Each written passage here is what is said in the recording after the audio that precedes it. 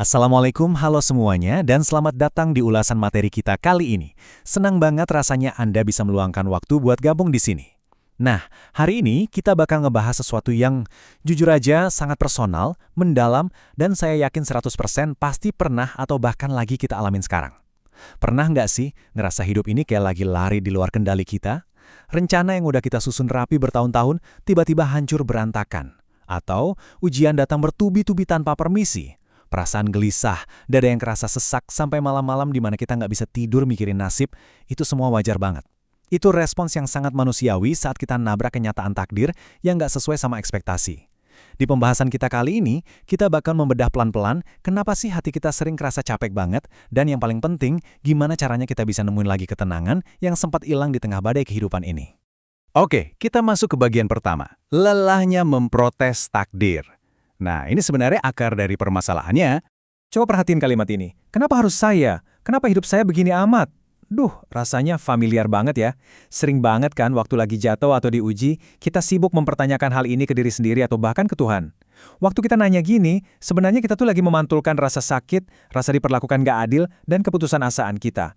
Kita tanpa sadar lagi ngebandingin bab paling buruk di hidup kita sama bab paling indah di hidup orang lain. Kalau Anda pernah bergumam kayak gini, hey, Anda sama sekali nggak sendirian. Rasa sakitnya itu nyata. Tapi gini, kalau kita terus-terusan terjebak di pertanyaan ini, itu ibarat kita lagi maksa berenang melawan arus sungai yang lagi deras-derasnya. Hasilnya, kita cuma bakal kehabisan tenaga dan akhirnya malah tenggelam dalam keputusan itu sendiri. Kalau kita bedah dari sumber materi kita, ada semacam hukum sebab akibat secara spiritual nih. Semakin sering hati kita memprotes takdir, hidup kita bakal kerasa makin sempit dan makin gelisah. Protes itu sama sekali nggak mengubah keadaan, teman-teman. Dia cuma menggerogoti kedamaian mental kita. Terus di sisi lain, kita dihadapkan pada fakta teologis yang nggak bisa diganggu-gugat. Allah itu nggak pernah salah dalam menetapkan sesuatu buat hambanya. Ketetapannya itu mutlak, presisi, dan pastinya sempurna. Walaupun ya, dari kacamata kita saat ini kelihatan kayak ada yang salah. Ketegangan dalam hidup kita itu baru muncul ketika hati kita yang terus protes ini berusaha ngelawan ketetapan yang emang udah pasti. Dan percayalah, sampai kapanpun kita nggak akan pernah bisa menang kalau ngelawan ketetapan Sang Pencipta. Lanjut ke bagian kedua, sikap menghadapi ujian. Disinilah titik balik kita harusnya dimulai. Kalau protes cuma bikin gelisah, terus solusinya apa dong? Simpelnya gini, tugas kita bukan memprotes, tetapi belajar ridho. Garis bawahi kata belajar ya. Ridho atau kelapangan hati buat nerima ketetapan itu bukan kayak saklar lampu yang tinggal kita cetek dan langsung nyala terang, kayak gitu. Ini adalah proses belajar seumur hidup. Ngambil hikmah dari tiap ujian yang lewat, itulah inti dari pertumbuhan spiritual kita. Begitu kita ngerem dan berhenti protes, tiba-tiba pikiran kita jadi punya ruang buat mikir. Sebenarnya apa sih hikmah dari semua ini? Allah lagi mau ngajarin saya apa lewat rasa sakit ini? Fokus kita yang tadinya sibuk mau ngontrol hal-hal di luar kendali kita, sekarang berubah jadi fokus ngelola respons hati kita sendiri. Nah, sekarang kita masuk ke bagian ketiga, rahasia di balik ketetapan. Pernah mikir nggak, kenapa kita susah banget buat ridho?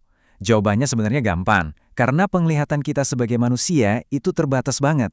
Ibaratnya, kita cuma ngelihat satu titik piksel dari miliaran piksel lukisan kehidupan yang lagi Allah gambar buat kita. Coba deh kita resapi betul-betul dalil dari surah Al-Baqarah ayat 216 ini. Kutiba alaikumul qital wa huwa kurhul lakum, wa asa an takrahu syai'an wa huwa khairul lakum, wa asa an tuhibbu syai'an wa huwa syarrul lakum, wallahu ya'lamu wa antum la ta'lamun. Yang artinya, diwajibkan atasmu berperang padahal itu kamu benci. Boleh jadi kamu membenci sesuatu padahal itu baik bagimu, dan boleh jadi kamu menyukai sesuatu padahal itu buruk bagimu. Allah mengetahui sedangkan kamu tidak mengetahui. Ayat ini benar-benar jadi fondasi psikologis sekaligus spiritual yang luar biasa loh. Seringkali, standar baik dan buruk versi kita itu keliru total. Sesuatu yang kita tangisi dan keluhkan hari ini, siapa tahu itu adalah tameng yang menyelamatkan kita dari musibah yang lebih besar besok. Dan sebaliknya, sesuatu yang kita kejar setengah mati, bisa jadi itu justru yang bakal menghancurkan kita. Penutup ayat ini adalah kunci utamanya. Allah mengetahui, sedangkan kamu tidak mengetahui. Begitu kita sadar seberapa terbatasnya ilmu kita, rasanya semua bentuk protes di hati harusnya langsung runtuh. Kita sampai di bagian keempat, ketenangan melalui rukun iman. Ini dia kerangka solusinya. Orang yang kerjanya protes terus emang gak akan pernah nemu tenang, tapi orang yang beriman punya jangkar yang beda. Kita semua tahu kan, kalau beriman kepada qadar atau takdir, itu bagian dari rukun iman. Ini fondasi yang gak bisa ditawar-tawar. Maksudnya apa sih praktiknya? Artinya, kita punya komitmen keyakinan penuh bahwa apapun yang Allah tetapkan, mau itu enak atau enggak, pasti selalu ada hikmah dan kebaikan di baliknya.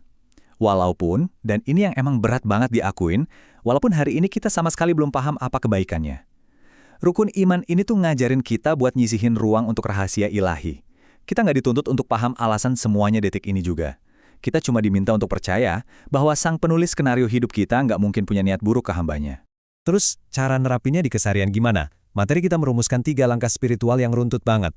Langkah pertama, menerima. Stop berantem sama kenyataan yang udah kejadian. Fakta ya fakta. Coba tarik napas dan terima dengan lapang dada. Langkah kedua, bersabar. Ini soal daya tahan mental kita buat gak ngeluh kesana kemari, dan tetap jalanin kewajiban meski hati lagi hancur-hancurnya. Dan ini yang paling keren. Langkah ketiga, berprasangka baik atau husnuzon sama Allah. Ini bukan pasrah yang pasif loh, tapi aktif meyakini di dalam hati kalau Allah lagi nyiapin rencana yang jauh lebih indah buat kita.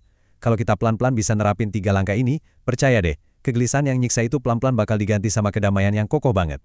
Menutup pembahasan materi kita kali ini, yuk sama-sama kita aminkan.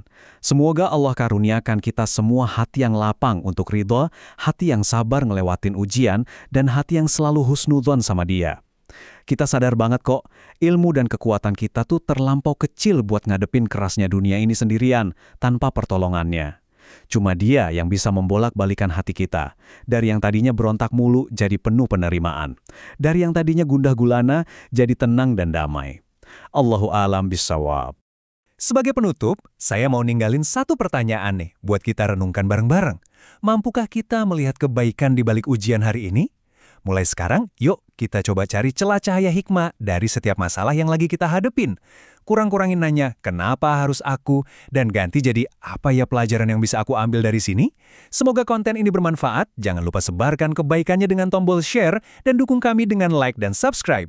Sampai jumpa di ulasan berikutnya.